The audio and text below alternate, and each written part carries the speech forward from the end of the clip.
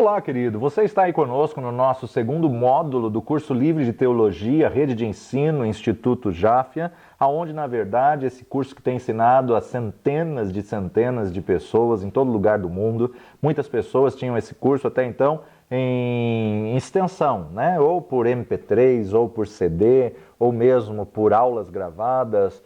E agora você tem aí na plataforma um curso completo de teologia, curso livre de teologia, que tem sido uma grande bênção. Eu gostaria de saber aí a sua opinião, o que você está achando do curso, posta aqui embaixo aí a sua opinião, como você tem se sentido nesse curso, e também você pode verificar aí os PDFs, você pode verificar aí os resumos das aulas, ou até também os exercícios para fixar aí cada curso, cada aula, cada matéria que nós temos colocado no ar. Você já tem aí no ar a matéria Como Estudar a Bíblia e agora Pedras Fundamentais. Pedras Fundamentais é uma matéria que é dividida em 3 módulos. O módulo 2, módulo 3 e módulo 4 do nosso curso nós definimos como Pedras Fundamentais 1, Pedras Fundamentais 2, Pedras Fundamentais 3. Pedras Fundamentais 1, nesse módulo que você está estudando, nós já vimos aí que devemos cavar até o fundamento, que é Cristo. Sobre Cristo devemos firmar o senhorio de Jesus. Sobre o senhorio de Jesus, fundamento de arrependimento de obras mortas.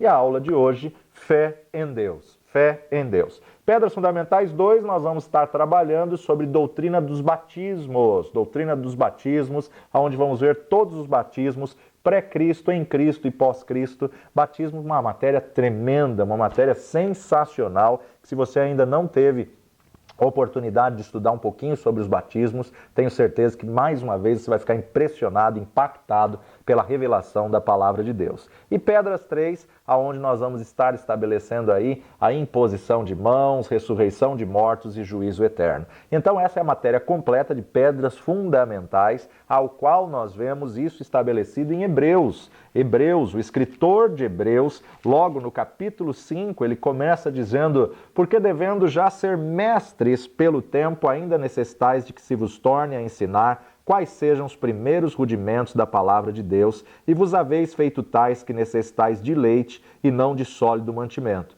Porque qualquer que ainda se alimenta de leite não está experimentado na palavra da justiça, porque é menino. Mas o mantimento sólido é para os perfeitos, os quais, em razão de costume, têm os sentidos exercitados para discernir tanto o bem como o mal. Pelo que, deixando os rudimentos da doutrina de Cristo, prossigamos até a perfeição, não lançando de novo o fundamento do arrependimento de obras mortas e de fé em Deus. Aqui encerramos Pedra Fundamental 1 e Pedras 2, versículo 2 de Hebreus 6:2. E da doutrina dos batismos, um estudo extenso acerca da verdade do batismo. E Pedras 3, ainda no versículo 2, e da imposição de mãos e da ressurreição dos mortos e do juízo eterno, e isso faremos se Deus o permitir. Agora nós vamos estar vendo então o finalzinho do versículo 1, fé em Deus. Fé em Deus. Como já falado aí em outras aulas desse mesmo módulo, já vimos aí que o profeta Isaías nos deixou um princípio dizendo mandamento sobre mandamento e mandamento mais mandamento. Vamos reler esse texto que se encontra em Isaías capítulo 28, versículo 10. Porque é mandamento sobre mandamento, mandamento e mais mandamento. Regra sobre regra, regra e mais regra. Um pouco aqui, um pouco ali. Então isso nos serve de base para entendermos que as pedras fundamentais é fundamento sobre fundamento, preceito sobre preceito, preceito e mais preceito, regra sobre regra, regra e mais regra, estabelecido em cima da rocha que é Cristo. O fundamento é o alicerce que, na verdade, vai dar uma boa base, uma boa sustentação para edificar um grande templo, um crescimento em Cristo Jesus. O alicerce firmado sobre a rocha. Então, estabelecemos a rocha é Cristo. Sobre a rocha, senhorio de Jesus. Não basta apenas conhecê-lo como Salvador, mas você tem que submetê-lo, deixando ele ser teu Kyrios, ser seu dono. Senhorio de Jesus e depois arrependimento de obras mortas. Já falamos, não é arrependimento de pecados, mas sim feitos na força humana. E agora estamos falando sobre a fé genuína, a fé verdadeira, a fé eficaz, a fé em Deus. Infelizmente, muitas pessoas têm colocado a fé na resposta. Se Deus fizer isso, eu vou crer. Peraí, isso não é a fé verdadeira.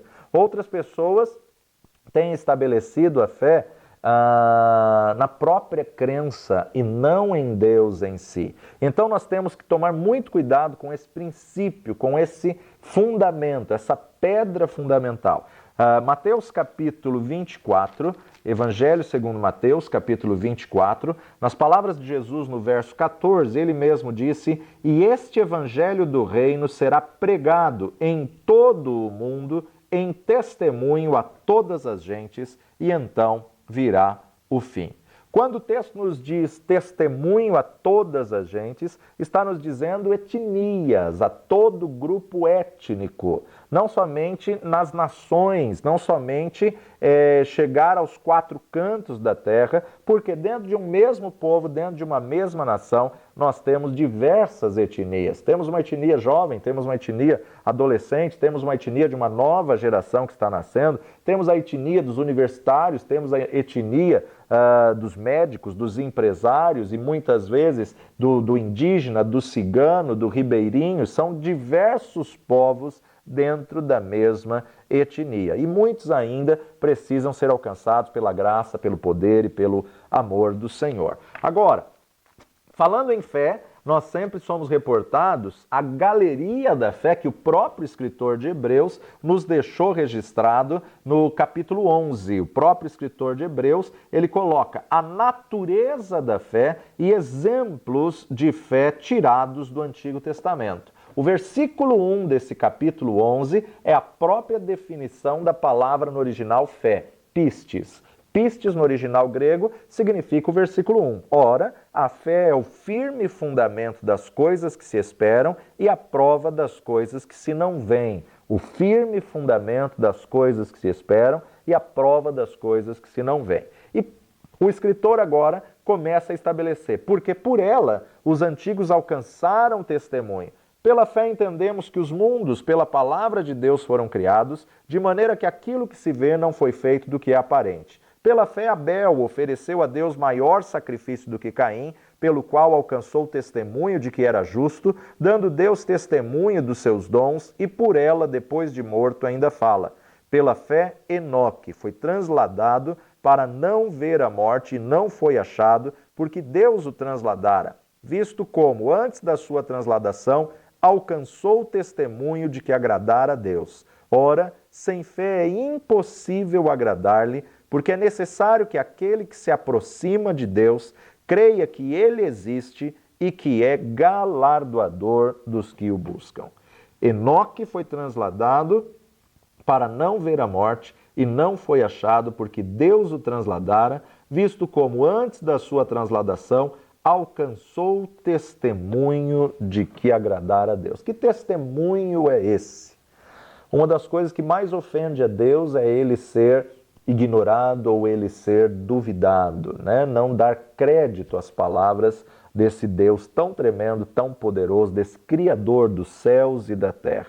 Por isso que o escritor de Hebreus define no versículo 6, sem fé é impossível agradar-lhe, porque é necessário que aquele que se aproxima de Deus creia que Ele existe e que Ele é galardoador dos que o buscam. Impossível, não tem possibilidade de agradar a Deus se você não tiver uma fé em Deus.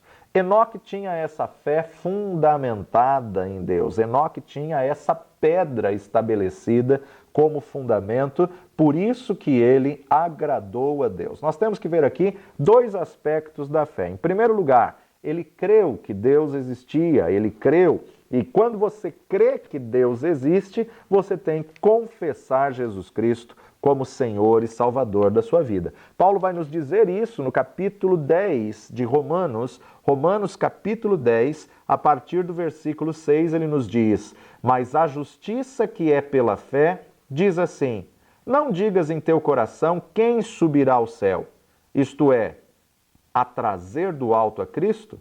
Ou quem descerá ao abismo, isto é, a tornar a trazer dentre os mortos a Cristo?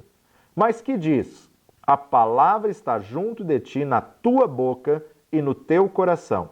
Esta é a palavra da fé que pregamos, a saber, se com a tua boca confessares ao Senhor Jesus e em teu coração creres que Deus o ressuscitou dos mortos, serás salvo. Então, Enoque, ele creu em Deus, e todo aquele que nele crê não perece, mas tem a vida eterna. Ele creu que Deus estava perto dele. Crer, a palavra crer, nós temos também, vinda do original, o termo anan, que significa tomar uma estrada sem retornos e sem saídas, tomar uma direção sem retorno, sem saída, sem desvios, né? E a palavra pistes, o firme fundamento, a firme convicção das coisas que se esperam, a prova das coisas que não se veem. E se fôssemos colocar isso no gerúndio, seria o pisteu. Pistes, fé, mas pisteu é crença. E o que é pisteu? Fé em ação, ou seja, crença. A fé que age é pisteu. Então, a importância de nós acreditarmos, colocarmos no Senhor a nossa fé, colocarmos no Senhor a nossa crença. E a importância de você entender que Enoque passou a andar de acordo com a vontade de Deus por uma experiência que ele teve com o Senhor. A Epístola de Judas nos diz que Enoque viu Jesus vindo com seus santos anjos a buscar todo aquele que nele crê. E quando Enoque teve essa experiência gloriosa, uma visão tremenda da vinda de Jesus Cristo, ele quis ser um desses que subia com Jesus. E ele decidiu viver separado. Santidade significa separação. Enoque viveu de acordo com a vontade de Deus, e porque ele viveu de acordo com a vontade de Deus, ele alcançou o testemunho de que agradara a Deus. Agora, ele viveu de acordo com aquilo que ele creu. Quando ele teve a visão, ele creu. A fé é o firme fundamento das coisas que se esperam e a prova das coisas que não se veem. A palavra de Deus nos diz: bem-aventurados que não viram e creram. Então nós precisamos acreditar que a vontade de Deus é a melhor para nós, e a vontade do Pai, Ele quer que nós cumpramos a sua vontade, que é boa, perfeita e agradável, para podermos viver aquilo que Deus tem para as nossas vidas. Mateus capítulo 6, versículo 33 e 34, Jesus nos diz aqui, 33 e 34, mas buscai primeiro o reino de Deus e a sua justiça, e todas essas coisas vos serão acrescentadas. Não vos inquieteis, pois, pelo dia de amanhã, porque o dia de amanhã cuidará de si mesmo. Basta cada dia o seu mal. Jesus foi o único ser humano que viveu 100% submisso a Deus Pai. 100% no absoluto submisso ao Pai nessa terra. Por isso que ele tinha essa vida de oração, e por ele ter a vida de oração, ele então se submeteu ao Pai. Por isso que ele pôde declarar: quem vê a mim, vê ao Pai. Eu não faço nada de mim mesmo, mas faço o que vi o Pai fazer. Então, o propósito de Deus para as nossas vidas é de nós sermos filhos, não apenas servos, amigos, não apenas discípulos, mas sermos filhos do Senhor. O propósito de Deus é sermos iguais a Jesus, né? Resgatarmos a forma como Adão foi criado, à imagem e semelhança. Todos nós estamos predestinados para sermos a imagem e semelhança do Deus Todo-Poderoso em Cristo Jesus. Gênesis capítulo 30, versículo 31, nos diz assim: e disse ele: que te darei? Então disse Jacó: nada me darás, tornarei a apacentar e a guardar o teu rebanho, se me fizerdes isto. Se me fizerdes isto. E aí você começa a ver o acordo que Labão fez com Jacó, aonde, na verdade, Labão trocou esse acordo de diversas maneiras, diversas vezes. Não, as malhadas serão tuas, não, as lisas serão tuas, não, as malhadas serão tuas. Vamos continuar o texto para entender aqui, a partir do versículo 32. Passarei hoje por todo o teu rebanho, separando dele todos os salpicados e malhados, e todos os morenos entre os cordeiros, e o que é malhado e salpicado entre as cabras, e isto será o meu salário. Assim testificará por mim a minha justiça no dia de amanhã, Quando vieres e o meu salário estiver diante da tua face, tudo que não for salpicado e malhado entre as cabras e moreno entre os cordeiros, ser-me-ás por furto. Então disse Labão: tomara que seja conforme a tua palavra. E separou naquele mesmo dia os bodes listrados e malhados e todas as cabras salpicadas e malhadas, tudo em que havia brancura e todo moreno entre os cordeiros, e deu-os nas mãos dos seus filhos. E pôs 3 dias de caminho entre si e Jacó apacentava o resto dos rebanhos de Labão.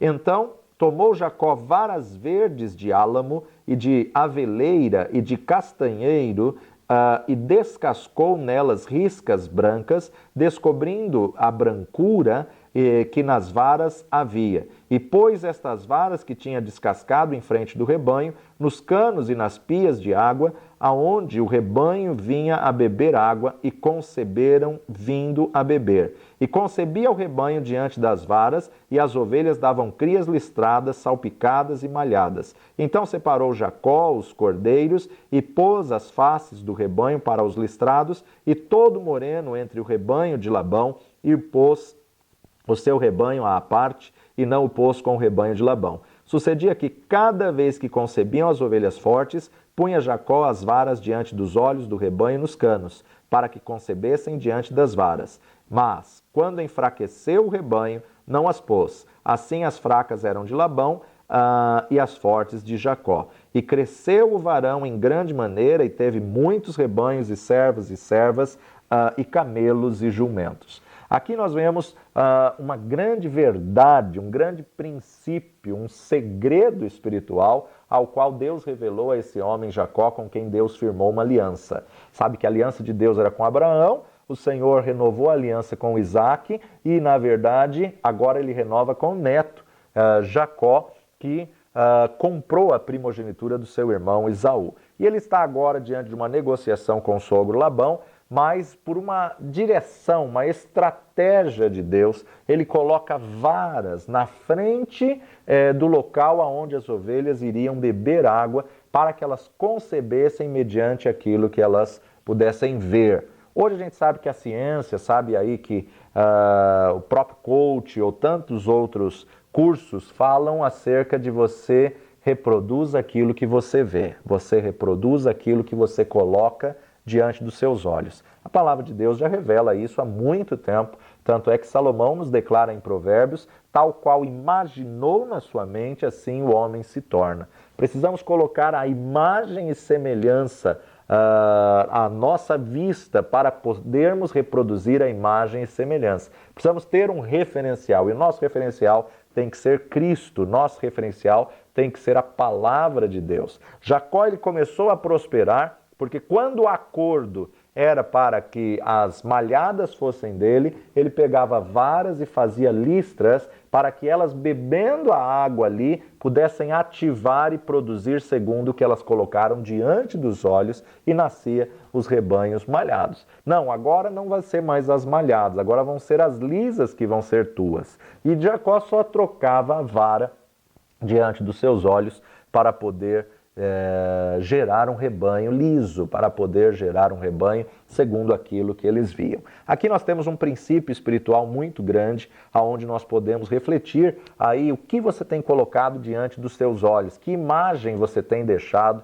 aí nas suas paredes, né? Aprenda a trocar a imagem das suas paredes para gerar aquilo que você necessita. Aprenda a colocar fotos, figuras na parede, de versículos bíblicos, da onde você quer chegar, declarando o poder da palavra, declarando a fé eficaz, aonde você vai gerar através do que você coloca diante dos seus olhos. Lucas capítulo 11, versos 9 a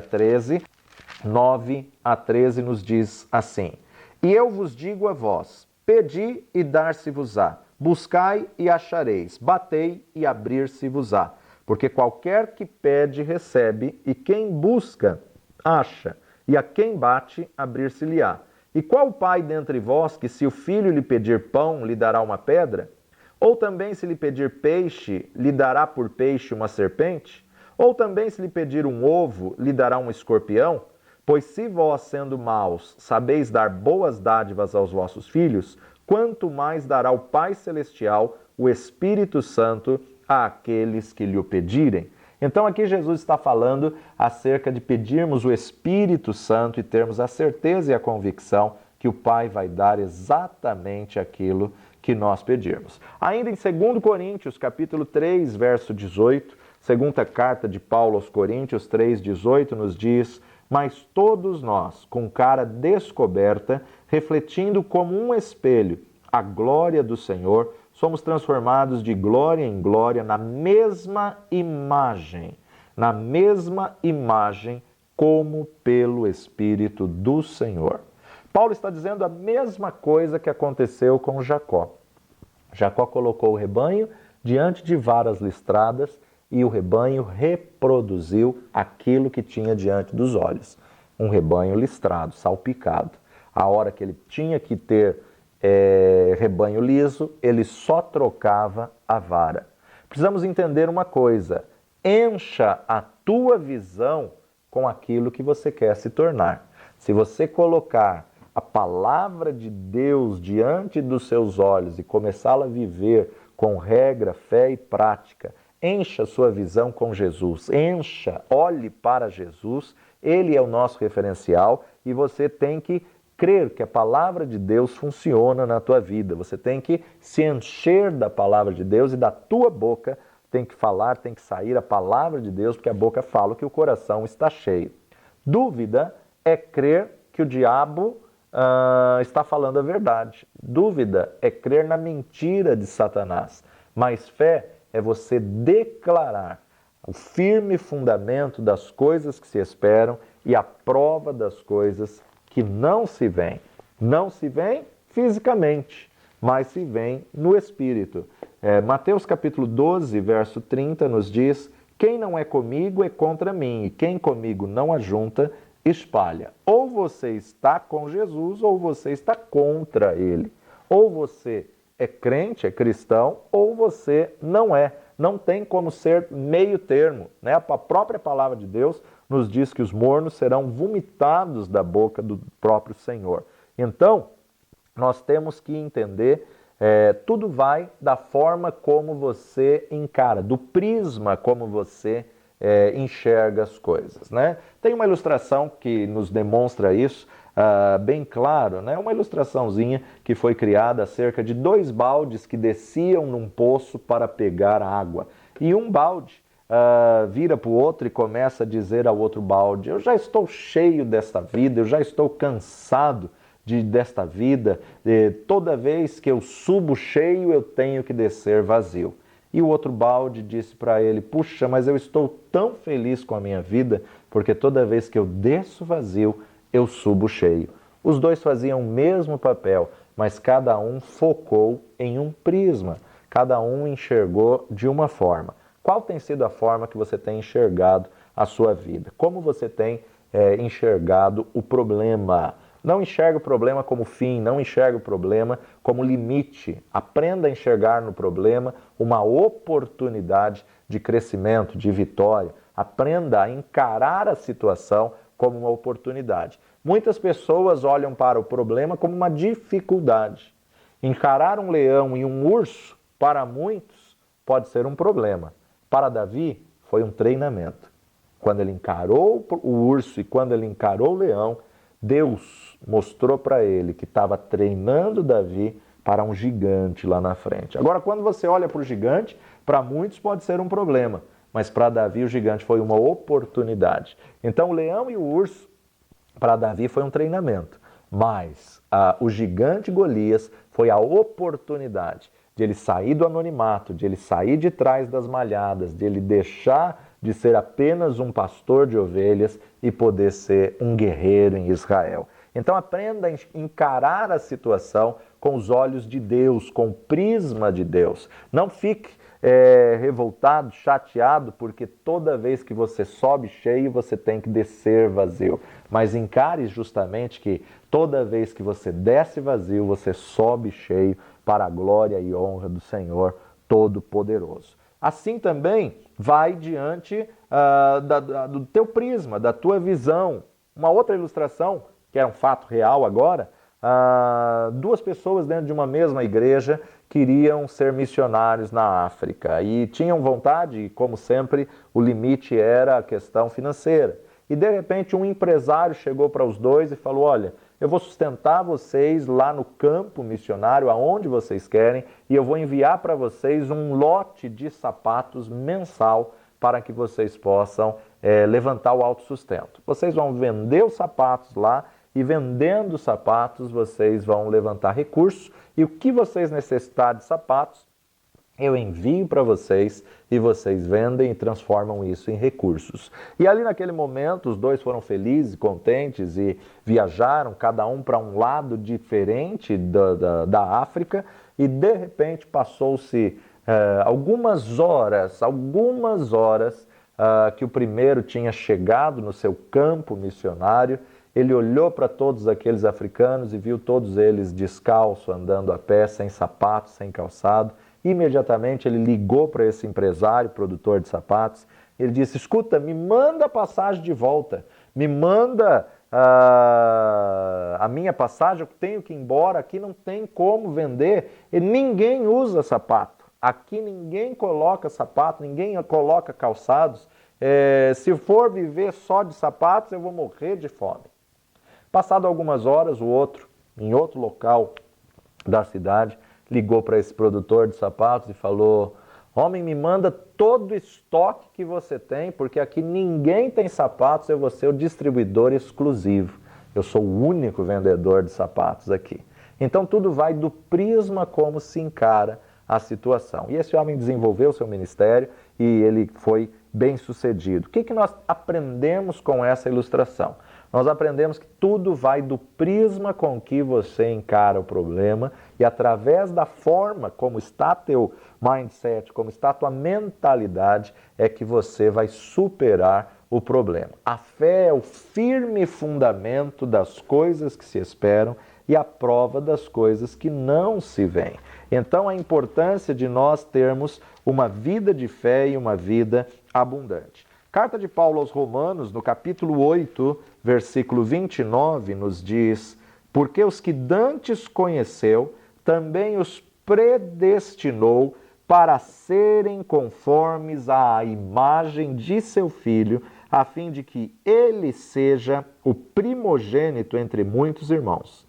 E aos que predestinou, a esses também chamou, e aos que chamou, a esses também justificou, e aos que justificou, a esses também glorificou.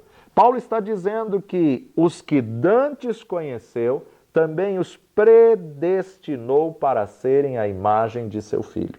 A vontade de Deus é que você se torne a imagem e semelhança do seu Filho Jesus. A vontade de Deus é que você volte à criação original de Adão antes da queda.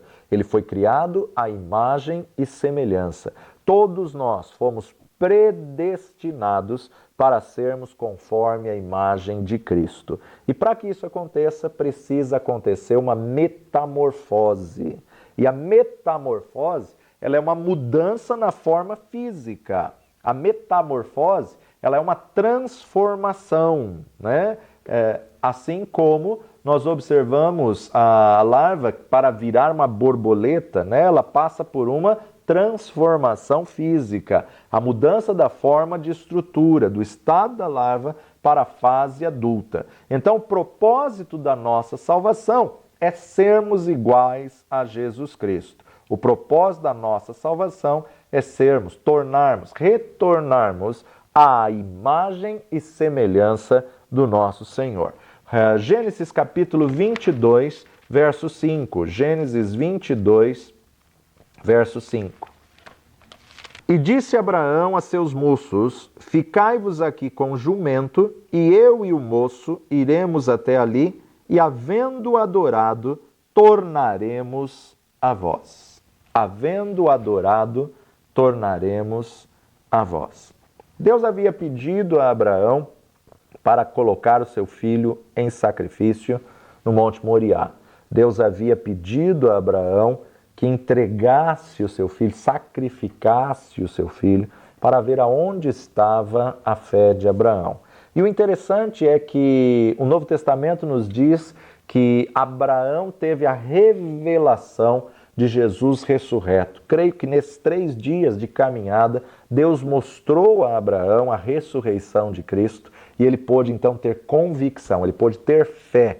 A fé vem pelo ouvir e ouvir da palavra de Deus. Quando Deus mostra para ele, ele tem a certeza. Quando Deus mostra para ele, ele tem a firme convicção. Abraão tinha certeza de que os dois voltariam. Ficai-vos aqui com o jumento. Por que ele deixou o jumento com seus moços? Por que ele deixou o jumento com seus servos? Para que ele não fosse tentado lá em cima a sacrificar o jumento em lugar do filho. Então ele deixa o jumento de lado e sobe só ele e o filho Isaque. Isaque tinha por volta de 12 a 14 anos e Abraão está com 114 anos. Então, na verdade, não tinha como ele pegar Isaque com essa idade e colocar sobre a pedra. E ele que, na verdade, Isaque, que se deita sobre a pedra para ser sacrificado. E interessante que Abraão levanta o cutelo para imolar o filho e naquele momento o anjo do Senhor o para dizer: agora sei que temes a Deus. Abraão tinha certeza que eles voltariam, tanto é que ele diz aos seus moços: ficai-vos aqui com o jumento, porque eu e o moço, havendo adorado. Ele está subindo o Monte Moriá para sacrificar o filho e ele chama esse ato de adoração. Ele chama esse ato de culto a Deus, adoração sacrificial. Ou seja, Deus colocou Abraão à prova. Deus provou a Abraão para ele ver se ele usaria aquilo que Deus deu como impedimento de chegar-se a Deus. Quantas vezes a resposta de Deus se torna um impedimento? Quantas vezes aquilo que você pede te afasta de Deus? Abraão não. Abraão, ele colocou o filho nas mãos do Senhor. Deus sabia que Abraão tinha fé, mas Abraão precisava saber que ele tinha fé. Deus sabia que a fé de Abraão estava em Deus, porque ele é o Deus onisciente, onipresente, onipotente, ele é o Deus que conhece todas as coisas. Deus sabia disso, mas Abraão não. Então Abraão precisava colocar a sua fé no Deus Todo-Poderoso. Sem a experiência do deserto, não existe poder ministerial. Todo aquele a que Deus usou, seja no Antigo ou no Novo Testamento, passaram por desertos. Porque deserto é o local onde Deus se revela, deserto é o local onde Deus se manifesta. Deserto não são doenças, roubo de carro, coisas materiais. Não, são provações, são situações que nos quebrantam, são situações que tiram de nós aquilo que nos distrai diante da presença de Deus. O próprio Jesus passou pelo deserto e o próprio Deus se revelou a Jesus no deserto. Mas antes de ele ir para a cruz do Calvário, ele passa pelo Getsemane. Getsemane, Gat Shem. Gat significa lagar, barril, tanque, aonde se pisava uva, onde se pisoteava a azeitona, onde se espremia a azeitona. Então, Gat, lagar, tanque, barril. Shemen, sêmen, semente, fluir. No Antigo Testamento, apontando para a unção. A alma não pode, não deve tocar na unção. A carne não pode tocar na unção. Por isso da circuncisão, na revelação, no fluir da palavra. Tudo que nós fazemos para Deus tem que ser puro, tem que ser agradável. Provação é sempre com propósito de te levar à vitória, sempre com propósito de te levar à presença de Deus. Mas tentação não. Tentação é sempre no propósito da queda. Nós temos que entender a diferença de provação e tentação. Provação vem da parte de Deus e Deus tem prazer em provar os seus filhos. Agora a própria palavra nos diz em Tiago, ninguém sendo tentado, diga de Deus sou tentado, porque Deus não pode tentar a ninguém pelo mal. Tentação, então, vem do diabo. Tentação do diabo, provação vem da parte de Deus. Jamais podemos amarrar a provação e passar pela tentação. Nós temos que resistir ao diabo para que ele possa fugir das nossas vidas, fugir de diante de nós, para que possamos ser aprovados diante das provas que nós estamos vivendo, passando e encarando. Então, olhando para essa questão da provação, vamos entender o que Tiago está dizendo na sua carta, no primeiro capítulo, na epístola de Tiago, Tiago capítulo 1, versículo 2. Na edição revista e corrigida, ela está nos dizendo: meus irmãos, tende grande gozo quando cairdes em várias tentações. Olhando aqui para o estudo, nós entendemos que o termo aqui não é tentação, mas sim provação, conforme diz a edição revista e atualizada. Tende por motivo de grande alegria o passardes por várias provações. Tanto é provação que na própria edição revista e corrigida, o verso 3 diz: sabendo que a prova da vossa fé. Não o tentar da vossa fé, mas a prova da vossa fé, sabendo que a prova da vossa fé produz a paciência.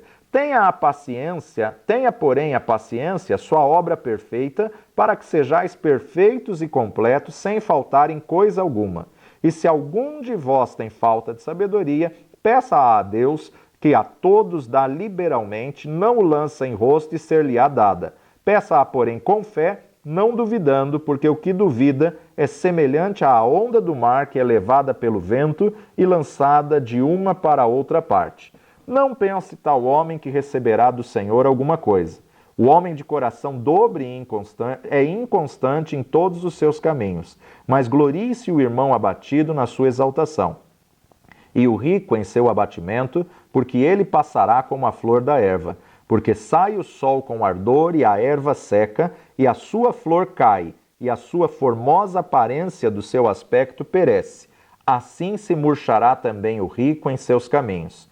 Bem-aventurado o varão que sofre a tentação.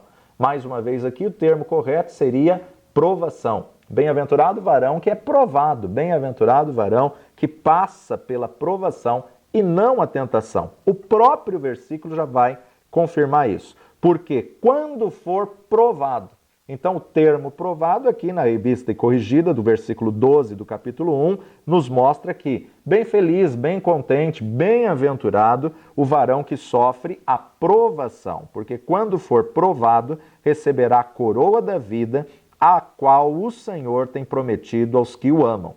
Ninguém sendo tentado, aqui sim o termo correto é tentado. Ninguém sendo tentado, diga, de Deus sou tentado, porque Deus não pode ser tentado pelo mal e a ninguém tenta. Mas cada um é tentado quando atraído e engodado pela sua própria concupiscência. Na concupiscência, o centro do livre-arbítrio, o centro da alma, onde está aí o livre-arbítrio, o poder de decisão da consciência, inconsciência e subconsciência, é onde vai estar a concupiscência. Então, veja só, cada um é tentado quando atraído e engodado pela sua própria concupiscência. Depois, havendo a concupiscência concebido, dá à luz o pecado, e o pecado, sendo consumado, gera a morte. Não erreis, meus amados irmãos. Toda boa dádiva e todo dom perfeito vem do alto, descendo do Pai das luzes, em quem não há mudança, nem sombra de variação. Segundo a sua vontade, ele nos gerou pela palavra da verdade, para que fôssemos como primícias das suas criaturas. Então entendemos que o escritor Tiago está escrevendo na sua carta: bem-aventurado o varão que sofre a provação, sabendo que a prova da vossa fé, sabendo que quando ele for provado, receberá a coroa da vida. Começa o seu capítulo dizendo: tende por motivo de grande alegria quando passardes por várias provações e não tentações em si. Tendo esse entendimento, voltamos lá para a provação de Abraão, em Gênesis capítulo 22, que nos diz: Deus manda a Abraão matar o seu filho Isaque. E aconteceu depois dessas coisas que tentou Deus Abraão, é o termo que está escrito na revista e corrigida. Mas quando você vai para a revista atualizada, você vê que Deus colocou à prova. Deus colocou Abraão à prova. O termo mais correto é justamente provou Deus a fé de Abraão.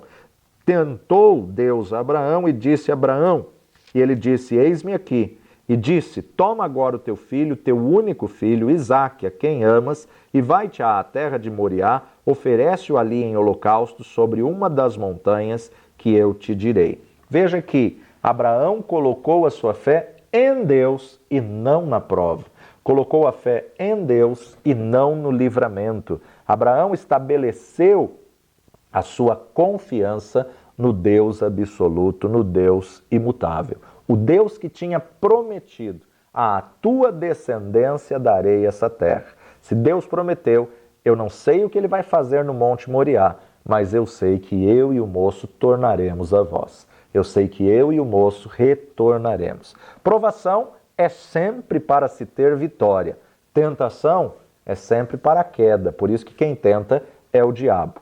Então não podemos jamais amarrar as provações e passar a viver a tentação. Temos que resistir ao diabo, resistir à tentação. E da onde vem a tentação? Da concupiscência da nossa carne, da nossa mente. Ou seja, antes do diabo te tentar, ele te estuda para saber qual é a tua fraqueza, ou qual é o teu apetite da tua carne. Então muitas pessoas estão encarando a provação, a tentação de uma maneira diferente, de uma maneira distinta. Para que você possa estar firmado na verdade da palavra de Deus, você tem que encarar a verdade como ela é e colocar a sua fé no Deus Todo-Poderoso. A fé não pode estar em coisas, a fé não pode estar em objetos ou em respostas. A fé verdadeira, a fé genuína, a fé que é fundamento das pedras fundamentais, é a fé em Deus. Que você possa firmar a sua fé no Deus Todo-Poderoso, que você possa estabelecer a sua fé e continuar conosco nesse nosso curso do segundo módulo do curso livre de Teologia, Pedras Fundamentais, parte 1. Vamos orar e vamos estabelecer esse fundamento nas nossas vidas. Deus de amor e verdade, nós te agradecemos, ó Pai, porque através da Tua palavra aprendemos que temos que firmar o fundamento do senhorio de Jesus. Que a cada dia Jesus venha a ser Senhor das nossas vidas, que a cada dia Ele seja o nosso dono, nos governe e possamos obedecer à Sua palavra, à Sua vontade, nos tornando, ó Pai, servos deste Senhor das nossas vidas. Também clamamos, ó Pai, que a cada dia possamos refletir sobre as nossas obras e fugirmos, resistirmos a toda obra da carne, a toda obra morta, a toda obra feita na força humana e possamos estabelecer obras de fé que, ó Pai, é como pedras preciosas, ouro e prata diante da Tua presença. E agora, que a nossa fé possa estar firmada, fundamentada em Ti, Senhor. Que a nossa fé possa ser uma fé eficaz, uma fé genuína, olhando para Jesus, autor e consumador dessa nossa fé. Guarda-nos e dá-nos entendimento e sabedoria a cada dia, no nome precioso de Jesus. Amém. Valeu demais estar com você. Mais uma aula, você conclui mais um módulo de teologia.